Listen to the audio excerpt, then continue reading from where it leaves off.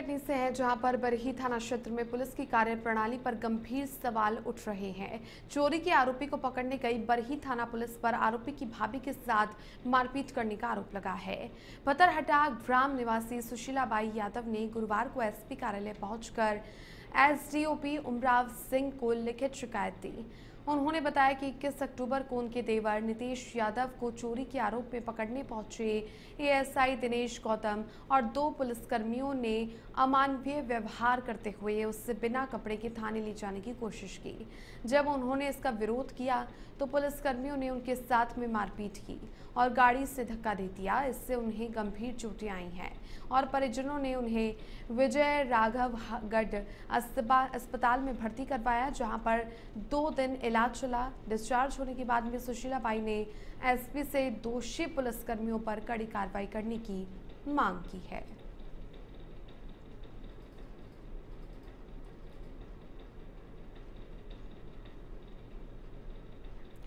टीकमगढ़ से खबर है, जहां पर शहर में इन दिनों आवारा कुत्तों का आतंक लगातार बढ़ता ही जा रहा है। नगरपालिका की लापरवाही के कारण कुत्ते बच्चों और बुजुर्गों पर हमला कर रहे हैं। ताजा मामला मोटी के मोहल्ले का है, जहां पर आवारा कुत्तों ने 2 दर्जन से ज्यादा लोगों को काट लिया। इस दौरान एक मासूम बच्चे पर हुए हमले की घटना सीसीटीवी कैमरे में कैद हो गई। बच्चे को स्थानीय लोगों ने बड़ी मुश्किल से बचाया। लोगों में दहशत का माहौल है और नगरपालिका की कार्यशैली पर भी लोग अब सवाल उठा रहे हैं।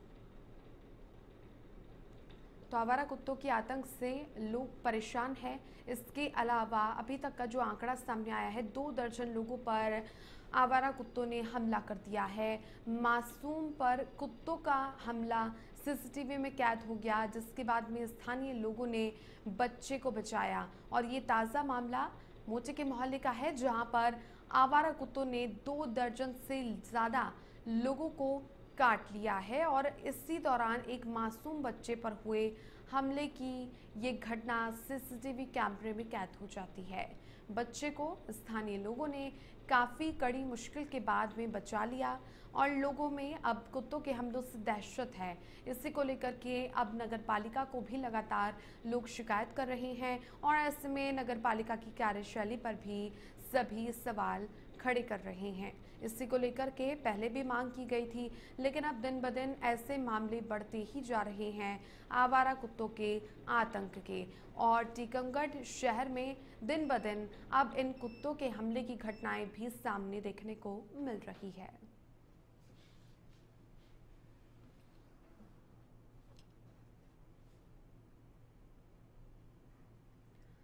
अब खबर कटनी के बाकल थाना क्षेत्र से है, जहां पर गुरुवार की रात हंगामे के बाद में 2 पुलिसकर्मियों से मारपीट का मामला सामने आया। घटना में 5 लोगों पर केस दर्ज किया गया है। बताया गया कि कुछ उपद्रवी देर रात थाने में घुसकर के ड्यूटी पर तैनात पुलिसकर्मियों से हाथापाई करने लगे, जिससे 2 जवान घायल हो गए।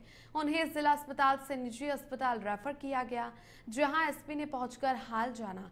एडिशनल एसपी संतोष डेहरिया ने बताया कि दिन में करनी सेना के कार्यकर्ताओं ने एक युवक से मारपीट के मामले में थाने का घेराव किया था, जिसके बाद रात में ये हमला हुआ।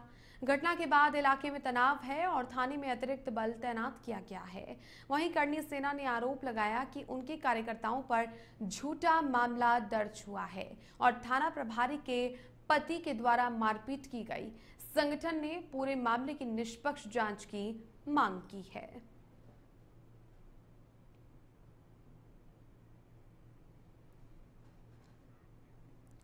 इंदौर के लक्ष्मीनगर अनाज मंडी में दीपावली मुहूर्त और दीपावली मिलन समारोह बड़े धूमधाम के साथ मनाया गया। सुबह गणेश जी और महालक्ष्मी जी की पूजा के बाद बैंड बाजे, आतिशबाजी और गुब्बारे छोड़ते हुए व्यापारी नीलाम स्थल पर पहुंचे। मंडी के मंत्री आनंद गर्ग ने बताया कि मुहूर्त नीलामी में सोयाबीन का सौदा 7,001 रुपए प्रति क्विंटल में हुआ। समारोह में कैबिनेट मंत्री कैलाश विजयवर्गीय, व्यापारी कल्याण बोर्ड के चेयरमैन सुनील सिंह सिंघी समेत कई गणमान्य लोग मौजूद रहे।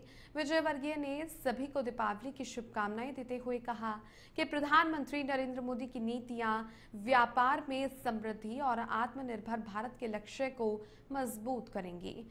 कार्यक्रम का संचालन आनंद गर्ग ने किया और अतिथियों का स्वागत जयदीप जैन, प्रवीण गर्ग, सुरेंद्र राठौड़ सहित अन्य ने किया।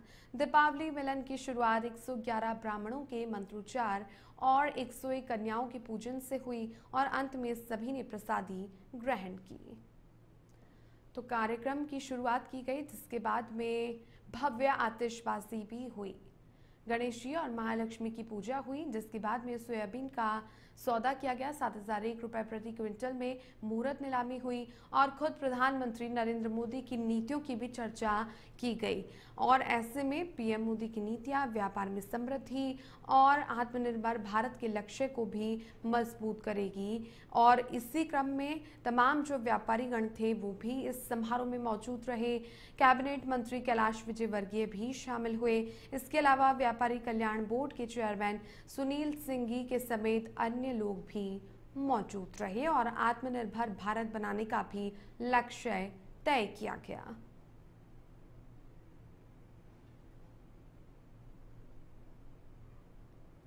अब खबर इंदौर से है, जहां पर मध्य प्रदेश की सबसे बड़ी सब्जी मंडी अहिल्याबाई होलकर थोक मंडी चोइथराम में दीपावली के बाद मुहूर्त सौदों के साथ व्यापार की शुरुआत हुई।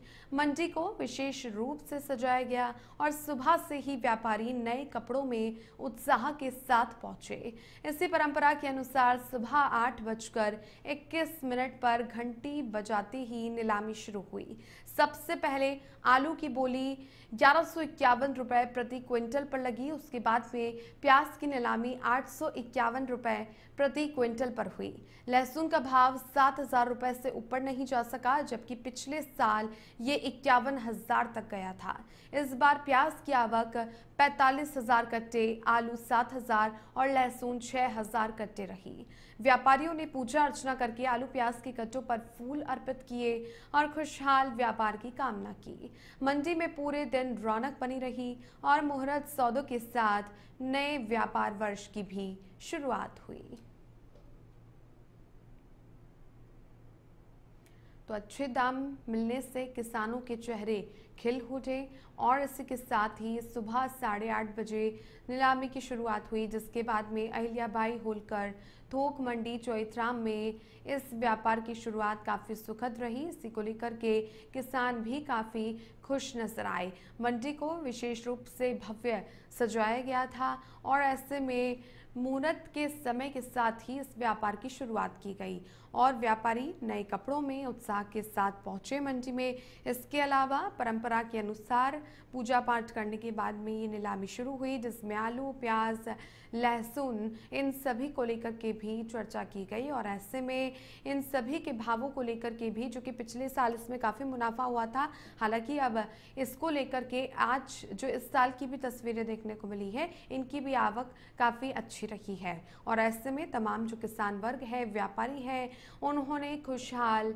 व्यापार की भी कामना की और मंडी में पूरे दिन रौनक भी नजर आई। रौनक बनी रही और मुहूर्त सौदों के साथ में इस नए व्यापार वर्ष की भी शुभ शुरुआत हो गई है।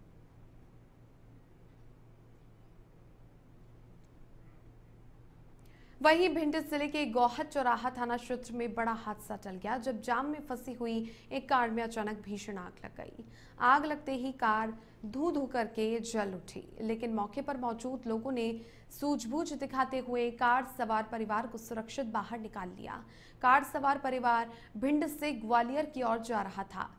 घटना के समय नेशनल हाईवे 719 पर करीब 8 किलोमीटर लंबा जाम लगा हुआ था, जो कि पिछले 10 घंटे से लगा हुआ था। जाम के कारण दमकल की गाड़ी समय पर नहीं पहुंच सकी और कार पूरी तरीके से जल करके खाक हो गई। इस घटना ने पुलिस की बड़ी लापरवाही को उजागर कर दिया है। वहीं यात्रियों को भी भारी परेशानी का सामना करना पड़ा है। नेशनल हाईवे 719 पर 8 किलोमीटर का लंबा जाम लग गया। गौहद चौराहा थाना क्षेत्र का ये मामला है, जहां पर ये हादसा हुआ। उज्जैन से हैं, जहां पर मुख्यमंत्री डॉक्टर मोहन यादव के निर्देश पर भावांतर योजना के तहत 24 अक्टूबर से पंजीकृत किसानों की सोयाबीन फसल की खरीदी शुरू हो गई। पहली नीलामी में ग्राम विनायगा के किसान मनोहर आंजना को सोयाबीन का भाव 6,213 रुपए प्रति क्विंटल मिला। किसानों की सुविधा के लिए जिला स्तर पर कृषक सहायता केंद्र भी स्थापित किए गए हैं। कलेक्टर रोशन कुमार सिंह ने कृषि मंडी का निरीक्षण करके किसानों से चर्चा की और उन्हें भावांतर योजना से जुड़ी हुई जानकारियां दी। जी, जैसा आपको विदित है, भावांतर योजना की आज शुरुआत है। 24 अक्टूबर 2025 से इस योजना की शुरुआत होनी है और आज आप देख रहे हैं कि मंडी में सुबह ही पूजन करके विधि विधान के साथ पूजन करके नीलामी की शुरुआत हुई और बड़ी खुशी की बात है कि 6,000 प्रति क्विंटल से ऊपर जो है भाव गया है पहले नीलामी का। और यहाँ किसानों से आके मेरे द्वारा चर्चा की गई है कि किस प्रकार से इस योजना का लाभ लेना है। आप देख पा रहे हैं बड़ी संख्या में किसान, क्योंकि छुट्टियों के बाद आज मंडी खुली है, बड़ी संख्या में किसान भावांतर योजना का लाभ लेने आए हैं।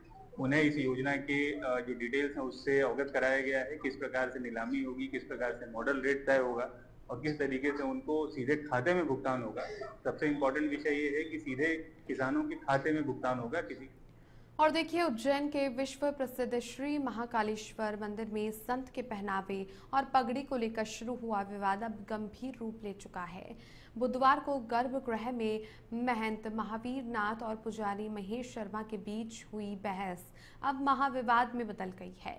इस विवाद ने अब राष्ट्रीय स्तर पर संत समाज का ध्यान खींच लिया है। नाथ संप्रदाय के दो बड़े संत और राजनेता, यूपी के मुख्यमंत्री योगी आदित्यनाथ और राजस्थान के तिजारा से विधायक संत बालक नाथ ने भी मामले पर संज्ञान लिया है। दोनों ही पक्षों ने मुख्यमंत्री कार्यालय में ज्ञापन देकर एक दूसरे के खिलाफ कार्रवाई की मांग की है। पुजारी महेश शर्मा ने एफआईआर और प्रतिबंध की मांग की, जबकि महंत महावीर नाथ ने पुजारी को पद से हटाने की बात कही। संत समाज ने चेतावनी दी है कि अगर 24 घंटे में दोषियों को निलंबित नहीं किया गया तो वे महाकाल मंदिर परिसर में शांतिपूर्ण धरना देंगे। हालांकि मंदिर समिति ने 3 सदस्यीय जांच टीम गठित करके निष्पक्ष जांच शुरू कर दी है। अब सबकी निगाहें जांच रिपोर्ट और संत समाज के अगले कदम पर टिकी है। देखो, ये महेश जो है, महेश शर्मा है, प्रतिनिधि है। इसने बहुत वहाँ पर आतंक कर रखा है और एक ब्राह्मण के नाम पे एक धब्बा है।